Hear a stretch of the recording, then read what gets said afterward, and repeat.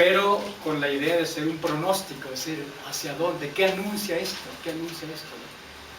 Para, en tercer lugar, traducir eso en propaganda, en agitación, en organización. ¿Sí? Esas tres cosas yo creo son las que hay que tratar y yo las manejaré mezcladas, no haré una separación así completa. En primer lugar, para mí es importante para el diagnóstico fijarse una perspectiva. ¿Desde qué ángulo está uno juzgando estas cosas?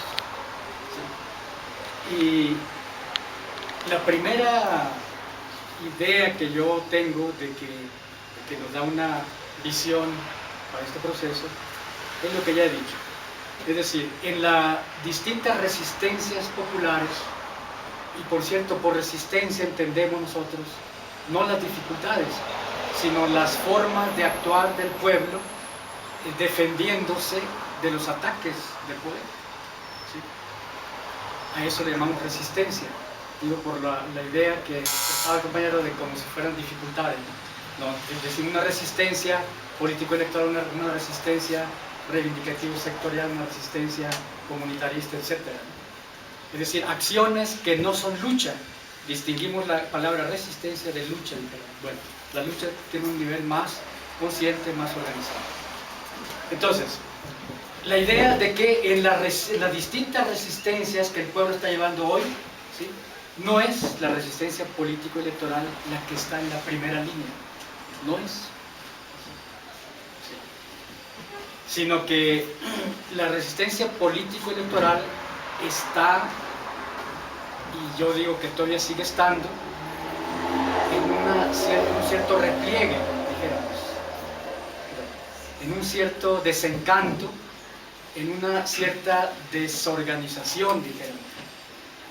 Y es un nuevo tipo de resistencia, no es la resistencia reivindicativa sectorial, no es la resistencia, dijéramos, comunitarista, la que está en la punta de la resistencia del pueblo. Es un nuevo tipo de resistencia. Y esto es muy importante entender. Ese nuevo tipo de resistencia yo lo represento con un símbolo, Ayotzinapa. No específicamente la normal, los muchachos, etc. Claro que sí, pero más que eso, más allá de eso, todo lo que ha generado y genera ese tipo de acción, dijéramos, ¿no? Ese tipo de acción. ¿Sí? En primer lugar, es un nuevo tipo de resistencia porque ha colocado, como hacía muchos años, al Estado mexicano como un Estado asesino, como uno de los estados más violadores de los derechos humanos a nivel mundial. Lo ha colocado claramente. No hay país, no hay grupo en el mundo, dijéramos, líder de opinión, que no considere, dice México, ¿no?, pero realmente se refieren al Estado, ¿sí?, como un Estado donde se tortura, donde, en fin. En segundo lugar, es una resistencia que ha identificado al jefe del Estado y del gobierno, al presidente de la República, como un delincuente de lesa humanidad. Eso es sumamente importante. Ninguna otra resistencia había logrado eso. Ninguna. Incluso con posibilidades reales de colocar a Peña Nieto en el banquillo de los acusados de la Corte Penal Internacional. Con esa posibilidad existe. Claro, seguramente que él no va a ir, no va a sentarse, dijéramos, ¿no?, pero es muy posible, ¿sí?, si se hacen bien las cosas, si se trabaja adecuadamente, que se logre eso. Que se logre que se le incoe, como dicen, se le abra un proceso, dijéramos, por delitos de lesa humanidad, que nunca prescriben, que son de carácter universal, etc. Es una resistencia que, junto a la demanda particular, ¿sí?, dijéramos, de que regresen vivos los muchachos, etc., ¿sí?, se plantea el problema de abajo Peña Nieto. Abajo Peña Nieto. Esa demanda, que yo voy a decir luego que ahí todo ha ido debilitándose por una serie de cosas, pero ese es el carácter fundamental de esta resistencia. ¿Sí? Abajo Peña Nieto, ¿sí? Simbró, colocó como una posibilidad y como una necesidad, que colocaba realmente, ¿sí?, a esta resistencia como una resistencia que pide la deposición, la salida, ¿sí?, el cambio del régimen político priista, entendiendo por priista no solamente al partido, sino a una práctica, a un modo de vida, a una manera de producir y reproducir plusvalía, a una manera específica a la mexicana, ¿sí?, de explotar a la fuerza de trabajo en México. Una cultura específica de explotación de recursos. Abajo Peña Nieto significó eso. ¿Por qué? Porque fue colocado en el sentido de, dijéramos, de un hecho claramente realizado por el Estado, ¿sí?, que podía compararse con los actos propios al fascismo, al nazismo, etc., que muchos gobiernos autoritarios se quedaban cortos con eso, lo que se hizo con este país, y sobre todo con la juventud estudiosa. ¿Sí? Es un nuevo tipo de resistencia porque es la que ha alcanzado mayor alcance global, mundial, internacional. Así. Ninguna otra resistencia, ninguna. Así. Todas importantes, ninguna despreciable, ninguna mejor que otra, pero no había, y hace mucho tiempo, ¿sí?, que ninguna resistencia había logrado eso. Una sincronía, es decir, cada mes que se cumple, ¿sí?, movilizaciones en Asia, en África, en Europa, en América Latina, etcétera, etcétera. ¿Sí? Es una resistencia que se monta sobre un hecho que ha sacudido y que más puede sacudir los sentimientos, los estados de ánimo de la población.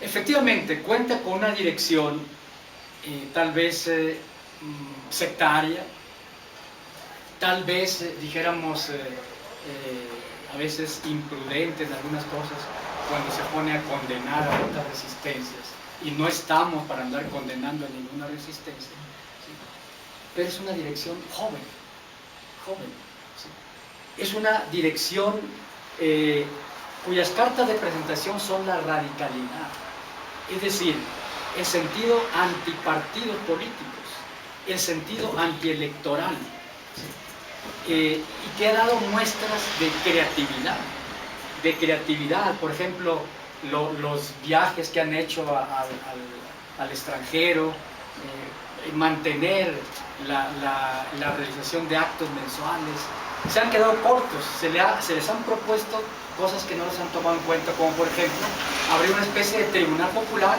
para sentar ahí a Peña Nieto y al gobierno, ¿sí?, eso, y otras cosas no las han hecho, pero han dado muestras de creatividad para mantener viva la resistencia. ¿Sí? Es una resistencia que ha logrado atraer a México instituciones internacionales de fomento de los derechos humanos, ¿sí?, instituciones que han dado un duro golpe a la política histórica del Estado mexicano del priismo, de echarle tierra al conocimiento más peor que ha habido, ¿no? Decir, al fin que la gente lo acepta todo, al fin que se olvida, ¿sí? En esta ocasión, ¿sí?, la verdad histórica famosa fue tirada por los suelos fácilmente por una de estas instituciones internacionales de fomento de producción de los derechos humanos, ¿sí? Y otra planteó que México es un país y por lo tanto es un estado, dijéramos, de tortura, ¿sí? Es decir, que recalcó más el carácter de el Estado como un Estado delincuente de lesa humanidad, que aplica terrorismo de Estado, tortura, desaparición forzada, etcétera, que son categorías como la desaparición forzada que han adquirido un relieve muy importante, aunque la desaparición forzada existe desde hace tiempo, ¿no? Realizada por el priismo. Y aquí es importante entender lo que es desaparición forzada, que es una categoría muy importante, que es un delito de lesa humanidad, ¿sí? Es decir, impidieron la salida histórica que el Estado mexicano siempre ha dado a actos semejantes. Dar por cerrado el caso con mentiras que se imponen como verdades históricas. Por primera vez desde hace muchos años el Estado mexicano se le ha tumbado su teatro de la verdad histórica. Y esto ha traído enojos terribles al Estado mexicano. Al grado que, hecho insólito, ¿sí? Salió a desautorizar, dijéramos, el veredicto, el dictamen de una institución de la ONU, cosa que ningún Estado, ningún gobierno se atreve a hacer. El gobierno priista, ¿sí? es típico una acción priista de la que hizo así. Bueno, segundo elemento de la perspectiva para ver estas elecciones, para verlas más allá de lo que nos pasó en nuestro punto concreto, en nuestra delegación, nuestro barrio, etc. Para verlo más allá incluso del trabajo que realizamos, para verlo más allá incluso, ¿sí? de los problemas que se dieron, las actitudes autoritarias, etc., sin despreciar eso, sino estando de acuerdo con Benito y con Jesús, analizarlos correctamente. Pero para analizarlos correctamente necesitamos tener una perspectiva que nos permita analizarlo desde el punto de vista, nosotros decimos revolucionario, de movimiento, dice el compañero, ¿no? Perdón, de movimiento, sí, está bien, pero hacerlo así. Entonces, la segunda perspectiva es que estas son elecciones intermedias, no hay que olvidar, intermedias. Y las elecciones intermedias desde hace un buen tiempo, sobre todo, claramente, desde la crisis de 1982, cuando empieza a abrirse un nuevo periodo de la lucha social y de clases en México, ¿sí? Son despreciadas por la población. Son las elecciones en las que el pueblo se permite hacer clientelismo, dejarse arrastrar por el PRI de manera más fácil, y cuando por lo general el priismo, no solamente el PRI, porque cuando gana el PAN gana el priismo, cuando ha ganado ahora el PRD gana el priismo, cuando ha ganado el PT ha ganado el priismo, porque ha ganado una cultura y una manera de hacer política, dijéramos, ¿no? En ese sentido. Entonces, tratándose de unas elecciones intermedias con estas características, ¿sí? Debe reconocerse que no solo se logró el sostenimiento de la participación electoral, sino que se incrementó, ¿sí? Hay un significativo incremento de la votación. Algunos dicen, bueno, pero es que aumentó la población y lógicamente, pero no es tan lógico así, ¿sí? Y en estas elecciones, ¿sí? Los resultados, dijéramos, son, como dice Juan Jesús, estoy de acuerdo, ¿sí? Dignos de tomarse muy en cuenta, dijéramos, porque a pesar de esto, dijéramos, vamos a ver eso, ¿sí? Los resultados son de sentirse contentos, dijéramos, de sentirse contentos, y más allá de todas estas cosas que tenemos que combatir, ¿sí? Indudablemente opera que 3 millones, cerca de 3 millones y medio, como dice Jesús, son la fuerza histórica que se ha construido, ¿sí? Que primero, claramente fueron al proceso electoral para quitar de la conducción político-estatal al priismo, claramente. Ellos no fueron, esos 3 millones y medio, no fueron porque querían que se les resolviera una cuestión particular, etc. En lo fundamental, digo, fueron por eso. Es la tendencia que se sostiene, que es una fuerza histórica, que como algunos dicen puede ser el voto duro de este instrumento, pero con 3 millones, con esa determinación, cuidado, es la palanca de Aquiles para mover al mundo, si hacemos una política adecuada. ¿Sí? pero sí, en estas condiciones de guerra tan dura, en fin, todo lo que hay, dijéramos, ¿no? Sí. Y no creo yo que sea por el descontento, ¿cómo dijo el camarada? El hartazgo, solamente, ¿sí? Ni siquiera como una cuestión fundamental. El hartazgo hace mucho que existe. Marx decía, hay quienes consideran que el coraje de la gente, el hartazgo de la gente y el odio de la gente son las causas fundamentales de las transformaciones. Y no es cierto, dice Marx. No, son condiciones materiales. Son condiciones materiales. ¿Sí? Son elementos profundos de crisis profunda, de crisis históricas, ¿sí? Dijéramos, de agudización de contradicciones fundamentales y principales de manera muy profunda, de agotamiento de regímenes de producción y reproducción de plusvalía. Ahí está la causa fundamental. Y el hartazgo es una expresión de eso, que puede de alguna manera traducirse positivamente o negativamente. ¿Sí? Aunque el Bronco haya sido, y yo creo que no hay que dudarlo, el maniqueísmo sí, siempre está presente, siempre hay que creer que el priismo es maniobrero, hace mil cosas que ni nos las imaginamos siquiera, ¿no? ¿Sí? Pero aún así está canijo para manipular a tanta gente. No es solo resultado de la manipulación y la trampa, no, es que ahí entró precisamente ese quiebre, ese agotamiento, dijéramos, ¿sí? Que cuando hay vacíos, cuando hay carencia de dirección revolucionaria, democrática, incluyente, etc., pues es cubierta por los Bonaparte, los Césares, ¿no? Bueno, Fox fue el ejemplo de eso. Es decir, ya había un hartazgo, pero no hubo quien diera alternativa. Y fue un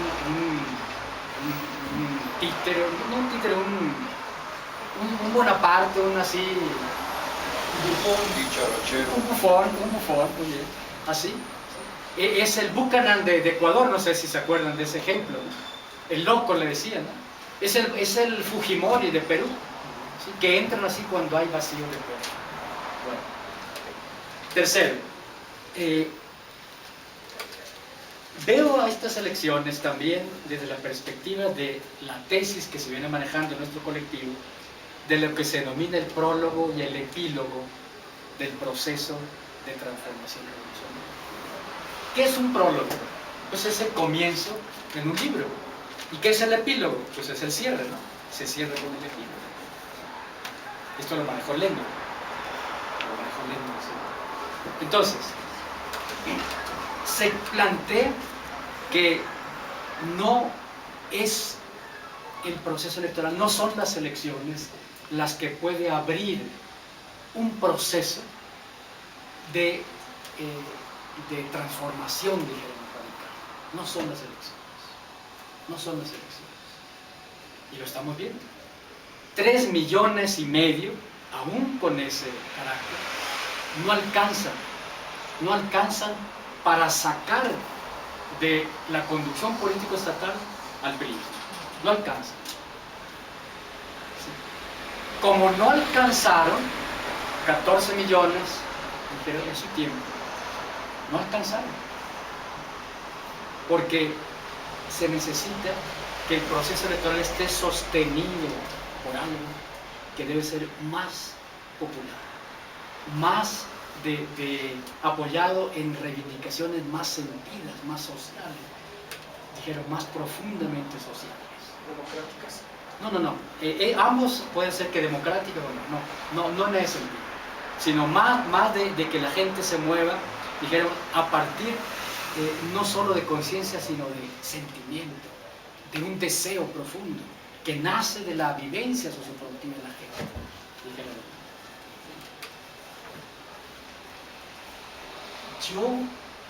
nosotros planteamos en el colectivo, el grupo proletario, que tiene, que para que haya una derrota institucional, que es la que consigue lo electoral, debe darse previamente una derrota extrainstitucional, que para que se abra una época de revolución, tiene que abrirse previamente una era de revueltas, de revueltas. Y las otras resistencias, la resistencia reivindicativa sectorial, la resistencia comunitarista en contra de los proyectos muerte, por el territorio, etcétera, contra proyectos de gasoducto, etcétera, ¿sí? Pero sobre todo,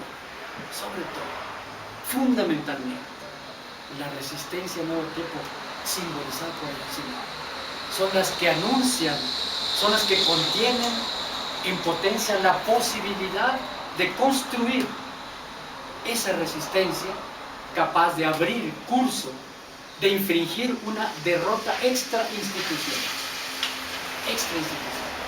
en lucha directa callejera, en irrupciones callejeras, por la vía no violenta, no decimos pacífica, no, esa es otra cosa, sino no violenta.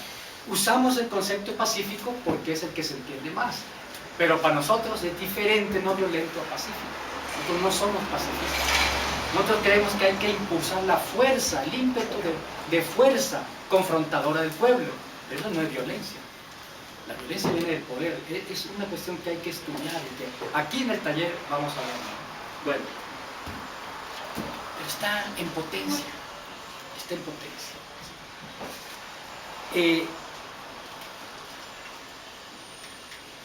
le apostamos a que ese papel de abrir, de infringir una derrota extrainstitucional, ¿sí? Ese papel le corresponde a esa resistencia popular tipo Ayotzinapa, pero con mayor despliegue, con mayor vigor, con una mayor articulación, ¿sí? Con mayor organización, pero sobre todo con una dirección proletaria popular que hay que construir, ¿sí? Y en Ayotzinapa hay, ahora sí uso la palabra resistencia, ¿no? Hay ese carácter, dijéramos, de los muchachos, del dogmático, de un poco no definido si están por la lucha armada o por no, ¿sí? Cómo ven la cuestión electoral, cómo ¿sí? Los partidos, es decir, están muy indefinidos en eso, y un dirigente no puede estar indefinido. Claramente tiene que decir, este es el camino y por este nos vamos, ¿no? Pero sin vaivenes. El que tenga dudas nunca va a ser dirigente, líder sobre todo en un proceso revolucionario.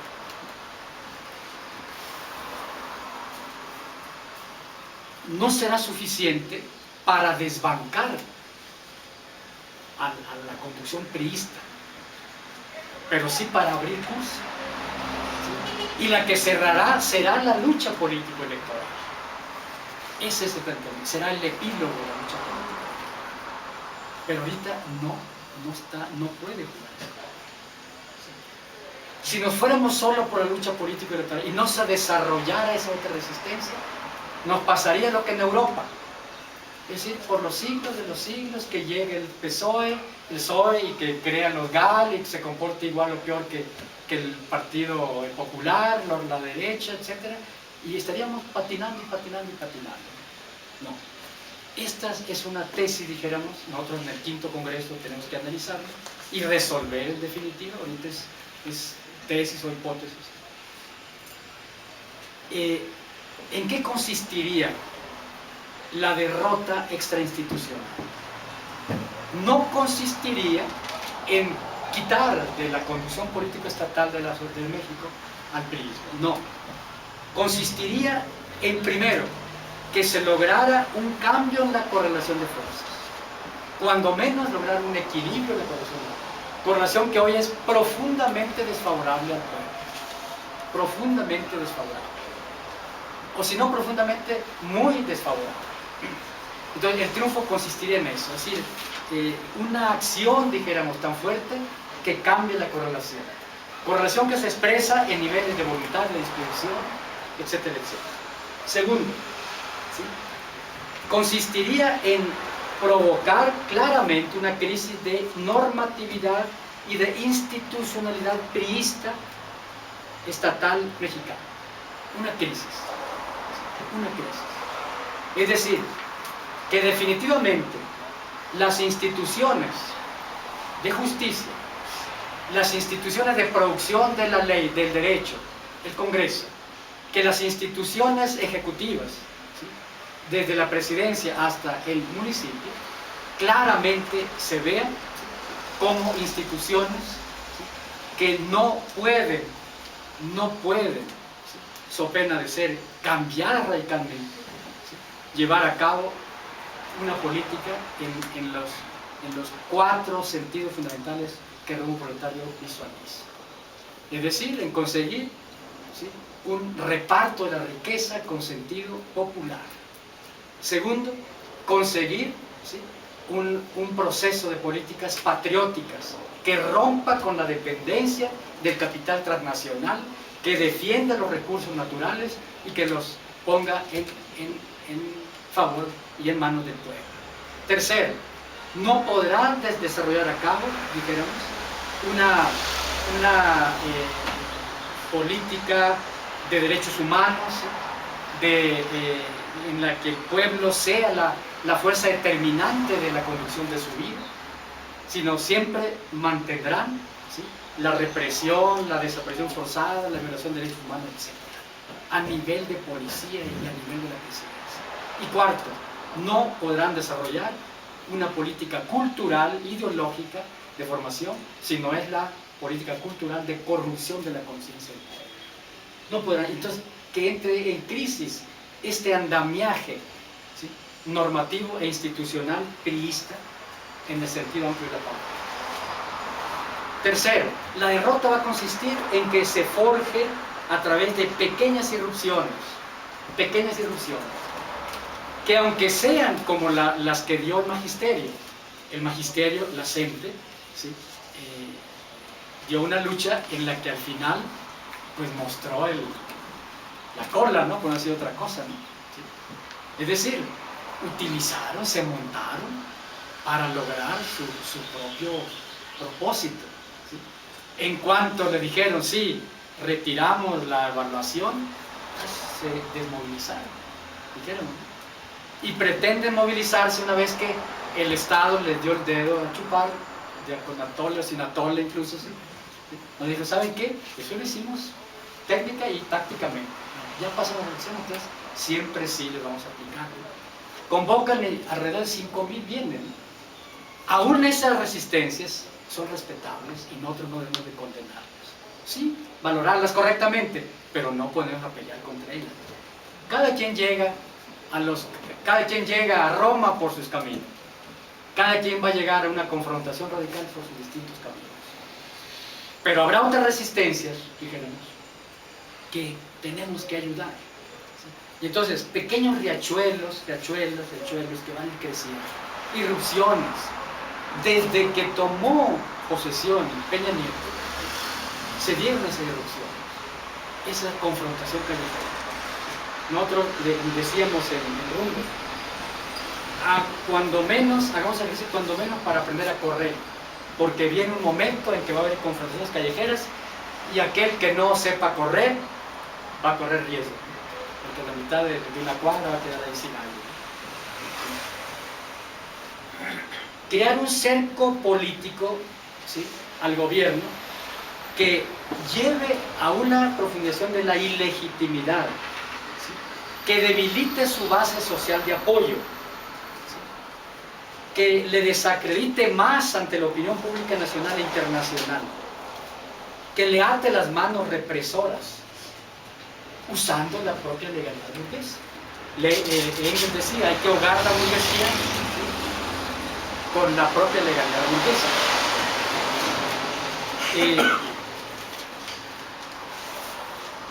Naturalmente, ¿sí?, el triunfo va a consistir en que este proceso logre la necesaria articulación de las resistencias. No más que cada quien se rasque con sus uñas, no más con su propio pliego muy sectorial, sino incluir su propuesta sectorial, su pliego sectorial, en la demanda única política nacional, que es abajo el PRI, fuera el priismo de la conducción política, con el nombre que sea, bajo Peña Nieto, con el nombre que sea. En eso va a consistir. Y entonces, desde Morena, desde el proceso electoral, hay que ayudar a eso. Hay que ayudar a eso. ¿Cómo? Esa es una cuestión que en su momento vamos a ver aquí. Porque esta resistencia no logrará por sí sola tumbar al priismo, ¿sí? Pero jugará el papel histórico de abrir, de prologar, o de ser el prólogo del proceso de deposición de la. Y entonces, será el momento histórico de cierre, ¿sí?